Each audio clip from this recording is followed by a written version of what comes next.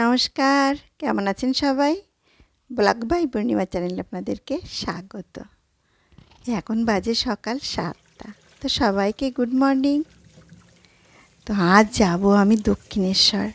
তো সকাল থেকে আমার খুব তাড়া, আজ সব কিছু সকালে জলখাবার তৈরি করে ছেলে মেয়ের জন্য সব গুছিয়ে রেখে তারপর যাব, বেরোবো আর কি। আর দক্ষিণেশ্বরেও গিয়ে একটু গঙ্গায় স্নান করব ভাবছি। তো সেখানে তার জন্য সকাল থেকে আজ প্রচুর তারা সব কাজ ধীরে ধীরে সব গুছোচ্ছি, সব গুছিয়ে নিচ্ছি। না ছেলে মেয়ের জন্য একটু গুছিয়ে না গেলে তো আসতে তো অনেক দেরি হবে। দক্ষিণেশ্বর তো অনেকটা ভিড় হয় ওখানে, মানে যতই সকালে যাই না কেন ফিরতে সেই অনেক দেরি।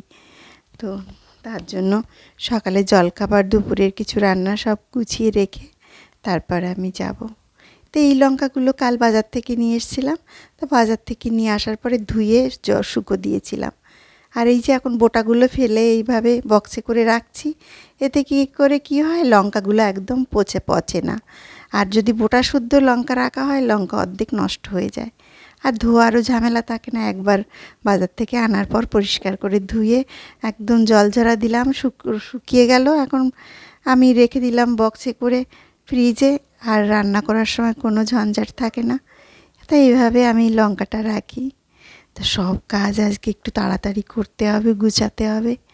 আবার সকাল সকাল একটু বেরোতেও হবে। যত সকালে যাব তত তাড়াতাড়ি করে পুজোটাও দিয়ে আসতে পারবো। তো যতই বলি তাড়াতাড়ি যাব, কিন্তু সংসারের যা কাজ তো থেকেই যায়। কাজ সেরে যেতে যেতে তো একটু দেরি সবারই, মানে বেরোতে, বাড়ির কাজ সেরে বেরোতে সবারই একটু দেরি হয়ে যায়। তো সব মশলার কৌটাগুলোতে ঠিক মতন মশলা নেই। একটু জিরেটা একটু ঢেলে নিই। এই ছোটো ছোটো মানে কৌটাগুলো যেগুলো দেখছেন, পটগুলো, এগুলোতে আমি মশলা রাখি। তো একটু পরিষ্কার করে ধুয়ে দিয়েছিলাম। তো একটু জিরেটা ঢেলে নিলাম। তো এখন সকালের জন্য জলখাবার করব, সয়াবিনের তরকারি আর রুটি করব। তো এটা সকালের জলখাবার খাবে, তারপরে একটু কিছু রান্না করব, আরও রান্না করে আজ জলদি জলদি বেরোবো। আজ রোদ দিয়েছে দেখছি, বেশ বাইরেটা বেশ পরিষ্কার, ভালোই লাগছে। বৃষ্টি নেই, কিছু নেই, এখন পরিষ্কার।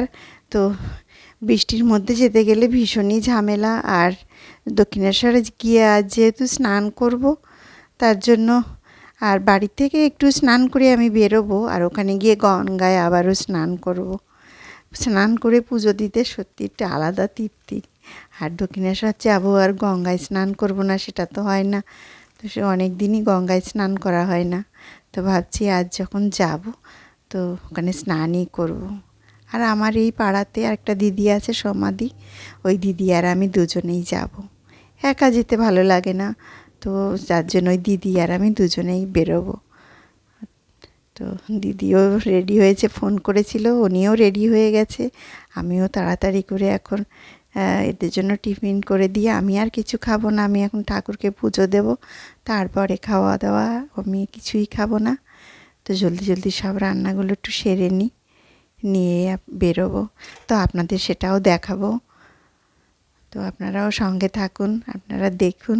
আমি দক্ষিণেশ্বরে তো প্রচণ্ড ভিড় থাকে, যতই সকালে যাই না কেন প্রচুর লাইন। তো লাইন দিয়ে পুজো দিতে হয়।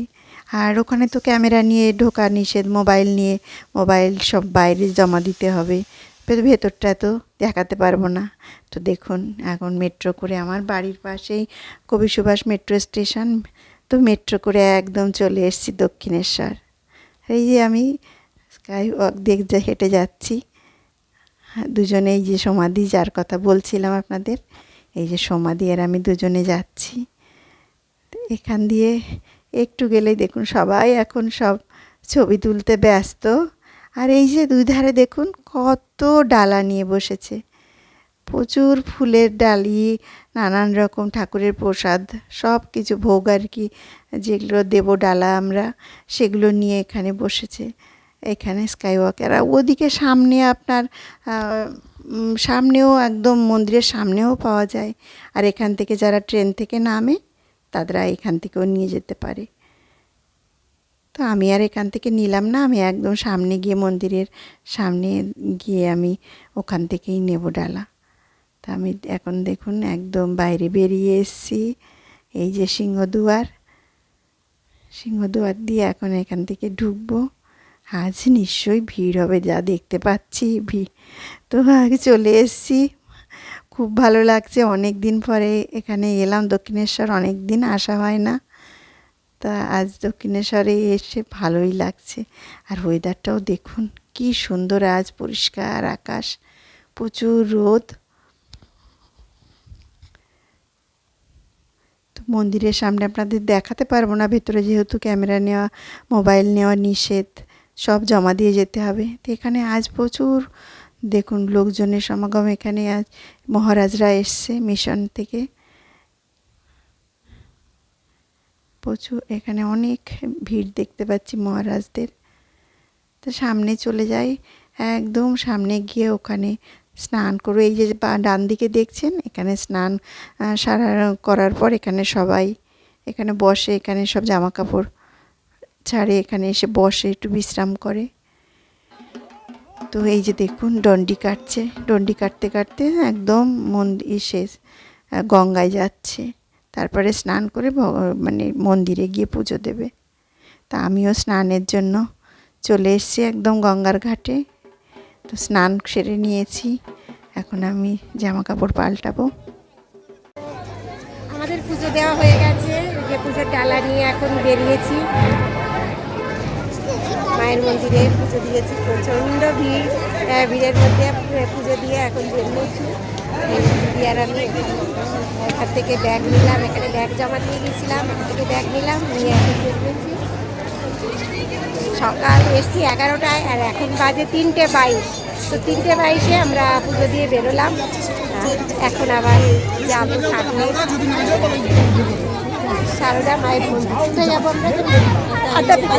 আমরা আদ্যাপীঠে যাবো, তারপর বাড়িতে যাবো। আমরা এখন আদ্যাপীঠে চলে এসেছি, এখানে সবাই মাকে পুজো দেওয়ার জন্য যাচ্ছে।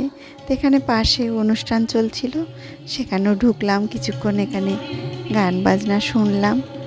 তারপরে এখন এখান থেকে একদম যাব আপনার দক্ষিণেশ্বর মেট্রো স্টেশন চলে যাব। এখান থেকে সামনেতেই অটো পাওয়া যায়, সেখান থেকে ডাইরেক্ট অটো ধরে চলে যাব।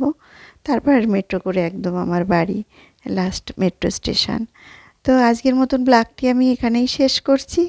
সুস্থ থাকবেন, ভালো থাকবেন। আমার ব্লগটি ভালো লেগে থাকলে একটি লাইক কমেন্ট করবেন, সঙ্গে থাকবেন। আবার একটি ব্লগে দেখা হবে।